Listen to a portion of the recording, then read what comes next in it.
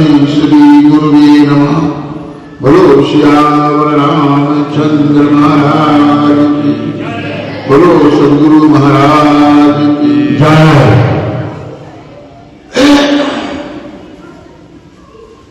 आज हम सभी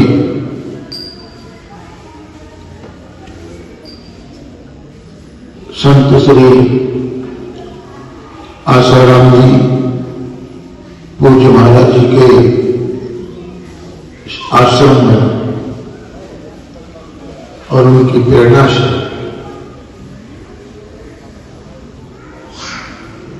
मातृ पितृ दिवस मना रहे हैं।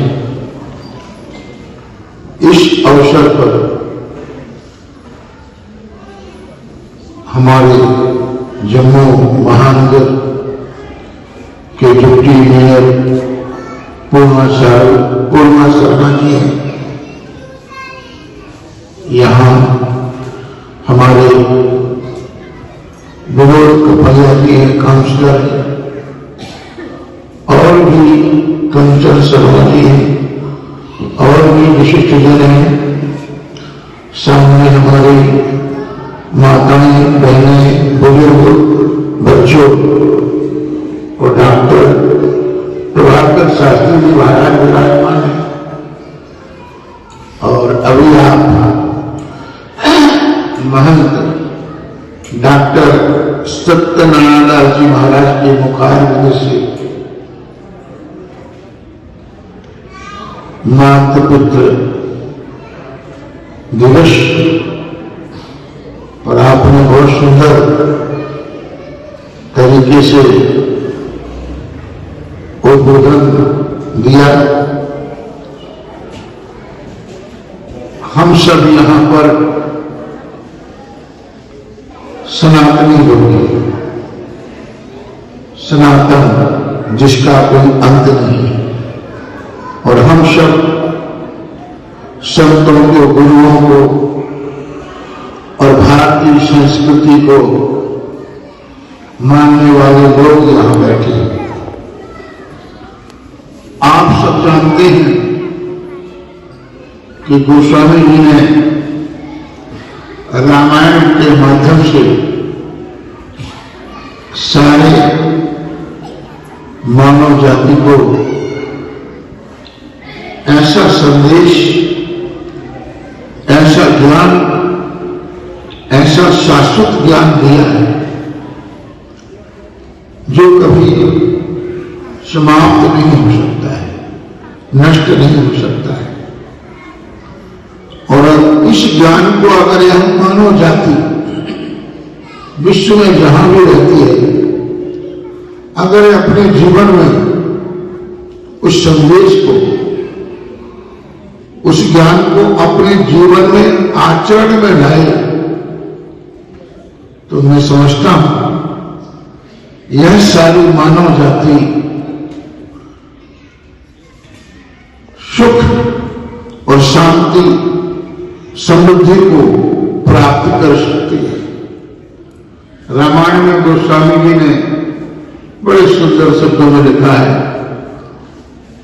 प्रातः काल उठे रघुनाथा और मात पिता गुरु नावई माता। यह हमारी संस्कृति है कि भगवान राम प्रातः उठकर अपने माता पिता और गुरुओं को प्रणाम करते थे। ये भारतीय संस्कृति है, एक पाश्चात्य सभ्यता की संस्कृति नहीं है। और हम तो इस बात पर अधिकतर समाज विश्वास करने लगा है कि हम अपने पिता को पापा पापा कब बोलेंगे, परंतु अगर मोहल्ले में कोई है तो उसको बोलेंगे पापा जी। अपने धर्म संस्कृति को छोड़कर अन्यत्र धर्म संस्कृति को स्वीकार करने में गर्वान्वित महसूस करती है, गर्व महसूस करती है। परंतु भारतीय संस्कृति ऐसी है जिसको पाश्चात्य सभ्यता के लोग भी अपनाकर अपना जीवन धन्य और पवित्र करते हैं, और हम लोग अपनी संस्कृति से को ना अपनाकर अपनी संस्कृति का आचरण ना करते हुए दुख और अशांति को प्राप्त करते हैं।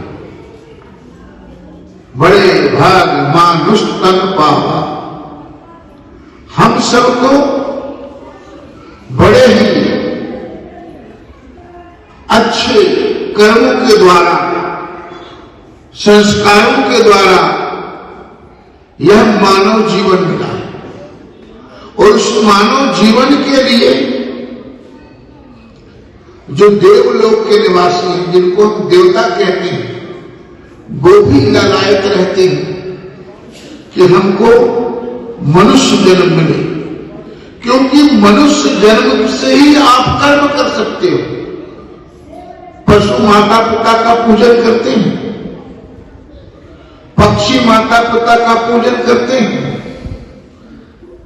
हम मनुष्य ही कर्म कर सकते हैं।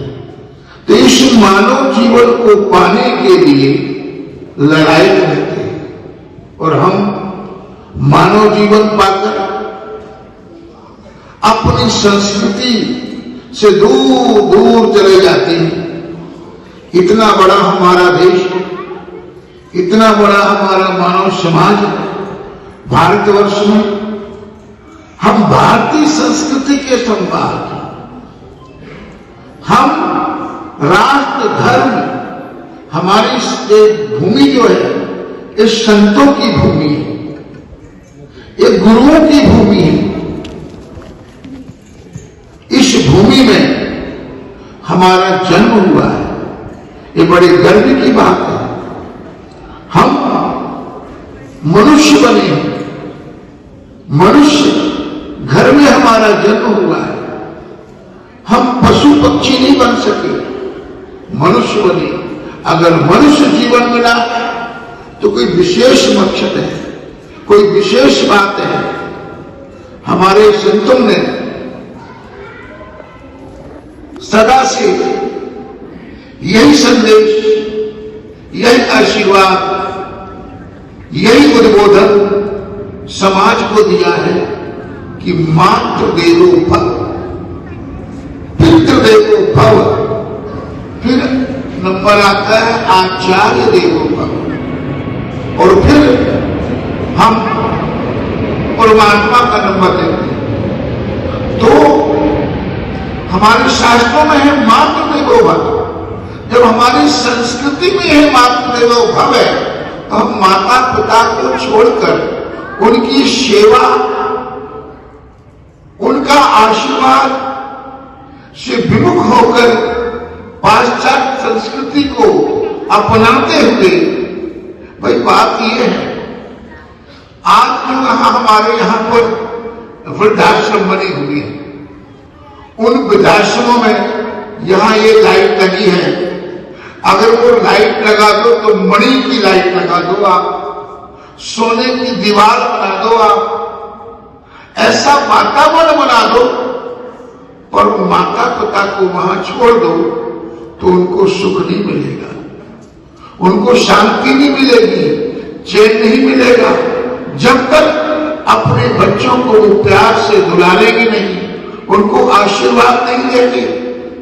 हमारे यहाँ पर थोड़ा सा वैभव, थोड़ा सा पद, थोड़ा सा सम्मान मिल जाता है तो हम अपने माता पिता की सेवा से विमुख होते हैं, और जो हमारा परिवार का वातावरण बन जाता है तो हमको बहुत परिवारों में आप सुनते हैं, मैं तो सुनता ही रहता हूं, और ऐसे समाज में बहुत लोग हैं जो संपर्क में आते हैं, और जब उनको देखता हूं तो अगर वो माता पिता खांसते हैं तो बोलते हैं अब खांसने से यहाँ का वातावरण दूषित होता है, हर जगह थूक देते हैं, परंतु कभी विचार किया कि इन्हीं माता पिता के द्वारा हमारी उत्पत्ति है। गर्भ में माता ने हमको रखा और कितना कष्ट, प्रसव पीड़ा को सहन किया, हमको जन्म दिया और हम जन्म के पश्चात हमको अच्छे संस्कार दिए, शिक्षा दी, हम अपने पैरों पर हमने कोई कार्य समाज में किया, शादी विवाह हुआ, बच्चे हुए और जब हमारे माता पिता बुजुर्ग हो गए तो हम उनको वृद्धाश्रम में छोड़ देते हैं। तो क्या उन माता पिता को सुकून मिलेगा? क्या जो लोग बच्चे छोड़ने वाले हैं, क्या उन्होंने बुजुर्ग नहीं होना है? उनका बुढ़ापा नहीं आएगा? उनको इस प्रकार की व्यवस्थाओं का सामना नहीं करना पड़ेगा? इसलिए हमको अपने बच्चों को अच्छे संस्कार देना है, रामायण गीता का पाठ करना है, उनको भी प्रेरणा देनी है कि देखो अगर रामायण का आप एक चरित्र उठाइए, आप भरत जी का चरित्र उठा लीजिए, आप कितना त्याग है उनके जीवन में। हनुमान जी का चरित्र उठाइए, आप कितनी सेवा और कितना समर्पण है। किसी भी आप चरित्र देखिए तो जिससे समाज को वो मिलता है जो कहीं मिलने वाला नहीं है। इसलिए आज मातृपितृ पूजन का जो यह कार्यक्रम चल रहा है, हम सब ने किया है। मैं इस अवसर पर इस आश्रम से जो भी सेवादार हैं और जो बड़ी श्रद्धा भक्ति से समर्पित हैं और सदगुरु महाराज का, बापू जी का संदेश अपने जीवन में आचरण में लाए हैं, मैं समझता हूं वो सब लोग बहुत धन्य हैं, श्रेष्ठ हैं कि वो सब लोग एक अच्छी सोच लेकर, अच्छे सदगुरु के सनिध्य आकर, अच्छे संस्कारों से संस्कारित हुए हैं, जो भारतीय संस्कृति पर चलते हुए सारे मानव जाति को प्रेरणा दे रहे हैं। ये बहुत बड़ी बात है कि आप सब लोग जिस तरह से हम सुनते रहते हैं कि भगवत की नजर में आश्रम में अनेक प्रकार की सनातन धर्म और भारतीय संस्कृति से जुड़ी हुई गतिविधियां चलती रहती हैं। आप सब लोग समय समय पर उन बापूजी का संदेश, आशीर्वाद समाज को जताते हैं, प्रचार प्रसार करते हैं। ये मैं समझता हूं आप पर बापूजी की बहुत बड़ी कृपा और आशीर्वाद है। क्योंकि बात यह है, गुरु का मतलब क्या है?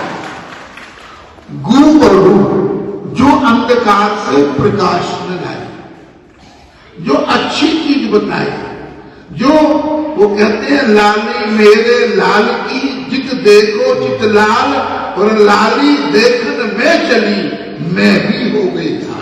ये वह ज्ञान है, यह वह परम तत्व है जो व्यक्ति एक मर्तबा चख लेता है पर इससे विमुख नहीं हो सकता है। यही सदगुरु का आशीर्वाद होता है।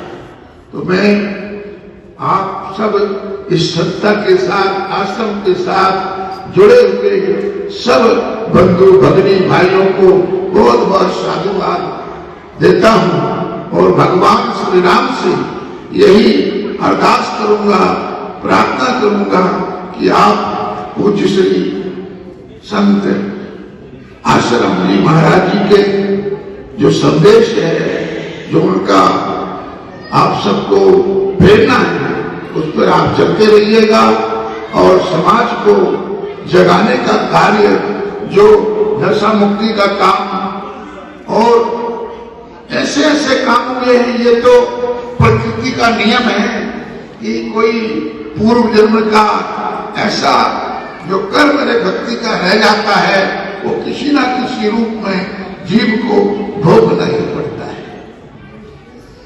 मैं समझता हूं तो यही हम और आप सबके जीवन में होता है और सभी के जीवन में ही होता है। परंतु आप जिस निष्ठा के साथ जुड़े हुए हैं, जिस विश्वास के साथ जुड़े हैं, आप जुड़े रहिएगा।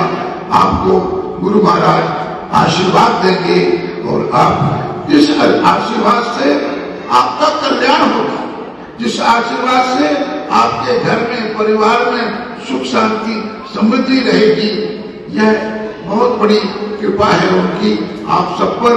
तो मैं आप सबको थोड़ा सा मेरा विलंब हो गया आने से, क्योंकि कामेश्वर में महाशिवरात्रि का मेला लगने जा रहा है और 24 तारीख से वहां यज्ञ शुरू होने जा रहा है। तो आज हमारे यहाँ पर सुभाष चंद्र बोस जी की प्रदर्शन चल रही थी, उसके बीच में थोड़ा सा विलंब हो गया। नहीं तो इस बात का मेरे को खेद है कि समय पर मैं नहीं आ सका। तो आप सबको आज के दिन पर बहुत बहुत साधुवाद और आशीर्वाद। और आप सब लोग कामेश्वर में ये 7-8 दिनों का यज्ञ चलेगा। हमारे महाराज जी डॉक्टर सत्यनारायण जी महाराज जो भागवत के विद्वान हैं, 24 तारीख से वहां पर भागवत की कथा शुरू होगी। 1 तारीख को महाशिवरात्रि का मेला है, 2 को पूर्णोती है और 3 को आप जानते हैं कामेश्वर महादेव द्वापर युग का मंदिर है। आप सब लोगों ने कौरव और पांडवों का युद्ध सुना है, सुना है, हम जानते हैं महाभारत हुआ। जीवन कैसे व्यतीत करना चाहिए, जीवन को कैसे जीना चाहिए। आज के समय में एक ओर सारा समाज पाश्चात्य संस्कृति की ओर झुक रहा है, उसे अनुग्रहित कर रहा है, वहीं पर हमारे पूज्य दिव्य संतों के द्वारा जो उनके व्याख्यान हैं, जो नित्य निरंतर हम सभी को हमारा मार्गदर्शन करते रहते हैं, हम सभी उस सत्य सनातन धर्म के अनुयायी हैं, उसका वहन करने वाले हैं, जो सदा सत्य था, सत्य है और सत्य रहेगा। अन्य जो पंथ हैं वो कभी न कभी किसी न किसी एक तारीख को, किसी एक विशेष वर्ष में उत्पन्न हुए, लेकिन हमारा सत्य सनातन धर्म ऐसा है जो अनादि है,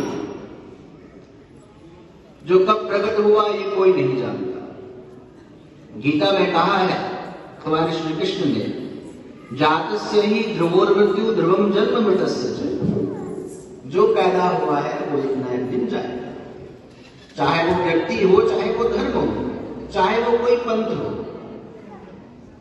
हम सभी बहुत सौभाग्यशाली हैं कि सत्य सनातन धर्म के हम सभी अनुयायी हैं और हमारे सत्य सनातन धर्म में मातृ देवो भव, पितृ देवो भव, आचार्य देवो भव, ये परंपरा है। लेकिन आजकल हमारे समाज में ऐसी कुरीतियां जाकर गई। माता पिता सारा जीवन कड़ी मेहनत करने के पश्चात, चाहे कितने ही पुत्र पुत्रियां क्यों ना हो, 2 हो, 4 हो, 6 हो, 8 हो, एक समान उनका भरण पोषण करते हैं, पालन पोषण करते हैं। लेकिन आज के समाज में हम सभी कहते हैं कि हम बहुत पढ़े लिखे हो गए, बहुत फॉरवर्ड हो गए। महाराज, हम 5-6 बालक भी मिलकर के एक माता पिता का ध्यान नहीं रख पाते। अंततो गत्वा जिन माता पिता ने हमें जन्म दिया, जिन माता पिता ने हमें संसार को दिखाया, कितने ही कष्टों को सहा। शास्त्र कहता है बालक जब मां के गर्भ में होता है तो बहुत बार बच्चा मां के गर्भ में पाद प्रहार करता है, लातों का प्रहार करता है।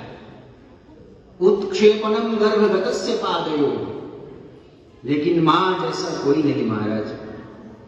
कभी भी उस पुत्र के उत्पन्न होने के बाद मां कभी उससे वो बदला नहीं लेती है कि आपने मेरे गर्भ पर पाद का प्रहार किया था, पांव मारा था। तो ऐसे माता पिता जो हमें जीवन में लाते हैं, संसार को दिखाते हैं, संसार के कष्टों से हमें बचाते हैं, और जब हम बड़े हो जाते हैं तो उन माता पिता का ध्यान न रख करके उनको वृद्धाश्रम में छोड़ आते हैं। ये जो कुरीतियां हमारे समाज में फैल गई,